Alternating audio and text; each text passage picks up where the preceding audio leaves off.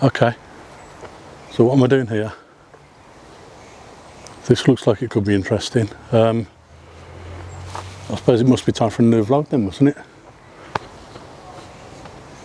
So what do I need? A camera. That's a good idea. I'm just going to take this one, is that right?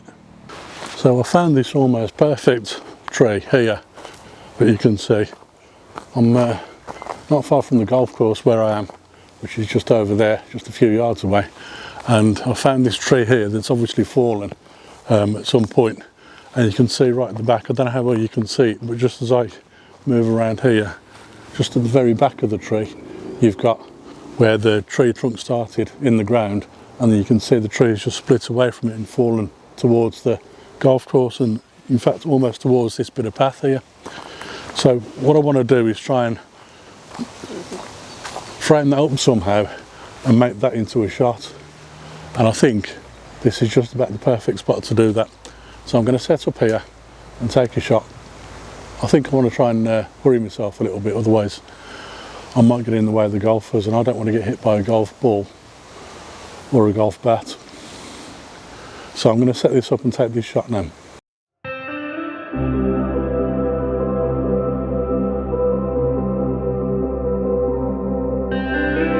So I'm just walking along this path here. I've walked along it several times, to be honest with you, at different times of the year. But I don't think I've ever done it at this time of the year. And I've got a funny feeling that although I've been here before, there are going to be several compositions that are worth looking at during the sunny months of the year. But in the meantime, the first thing I've got to do is get across that railway line just there. There is obviously a gate and a fence, but it's not going to be easy. So wish me luck, and I'll see you on the other side. So that there was a freight line railway line that runs through this park, and when I was on the other side of it, I was on the south side of the railway line, but now I'm on the north side of the railway line, and this is the area where the Exmoor ponies roam freely. So when I came through that gate just behind me, it's what's known as a kissing gate, and when I came through there, I had to make sure once I'd crossed the railway line and come through the gate that I shut the gate behind me, because obviously we don't want the ponies getting onto the railway line the other side. So I'm going to move on and see if I can find the first composition here. There it is. That tree just there is quite an interesting shape. But I'm trying to find a composition. I've walked all the way around it, and I've tried to find a composition because from the opposite side, behind that tree, there's a lot of junk behind it. And if I stand here, this side, in between all the junk and this tree, I can get a decent composition of the tree itself. So I think this is the shot. I'm not sure whether it's going to be a portrait or landscape orientation. Probably more likely landscape, because the tree goes out quite wide and it's kind of bending over as well. So it might be more interesting in landscape orientation. So here goes.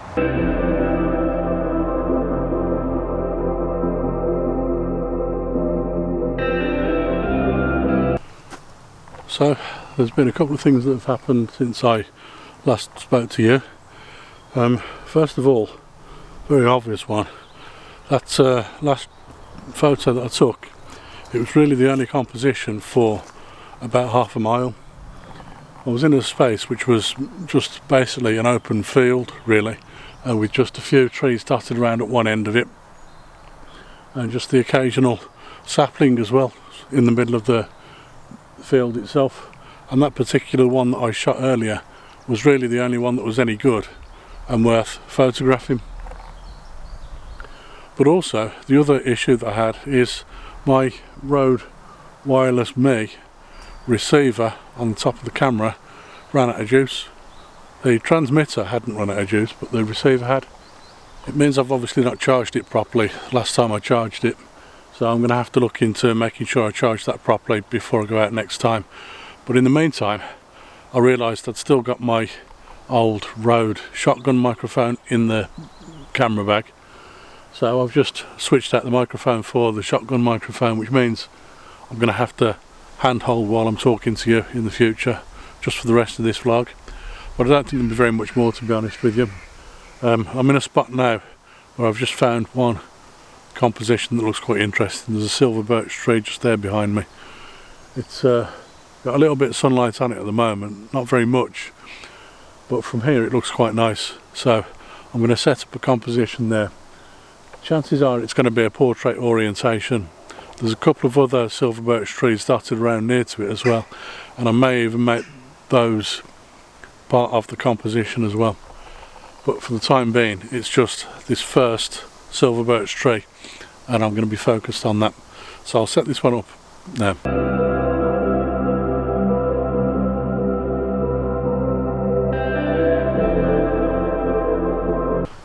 So that was an exposure bracketed shot, obviously because the amount of dynamic range in that shot meant that shooting just one image, I would either have had to blow out all the highlights and lose a bit of the detail there, or I would have to underexpose the shadows and lose a lot of detail there.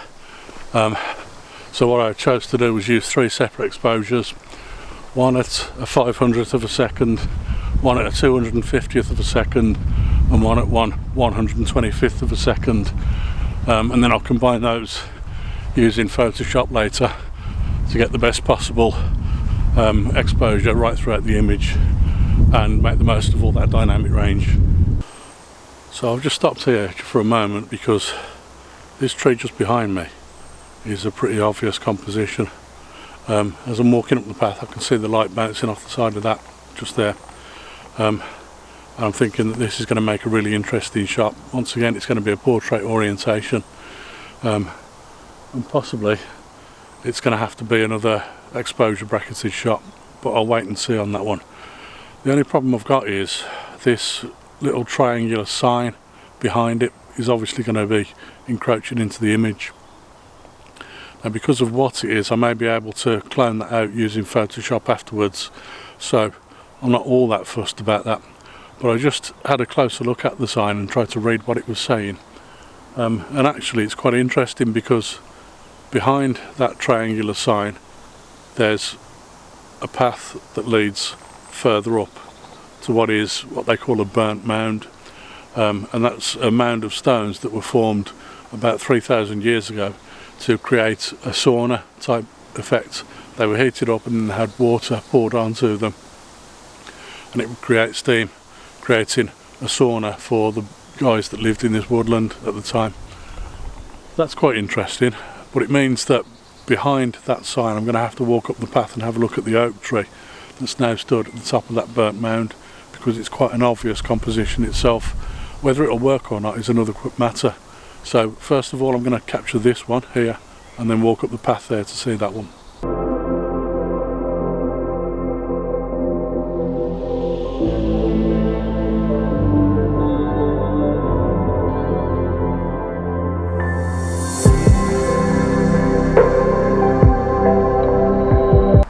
So I think I'm going to make those my last 2 images of the day. I hope you've enjoyed them, and I hope you've enjoyed this vlog.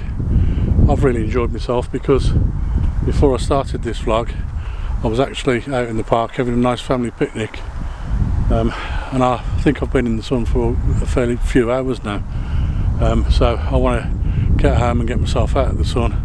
I have obviously covered myself in sun cream and I've been wearing my hat, so hopefully I'll be alright, but I just want to make sure that I don't spend too much more time out in this very hot weather.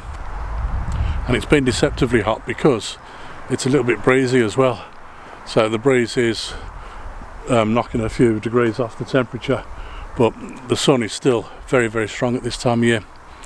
So I hope you've enjoyed this vlog. If you have, please remember to give it a thumbs up, and also please remember to subscribe to my YouTube channel, and I look forward to seeing you again on another vlog very soon.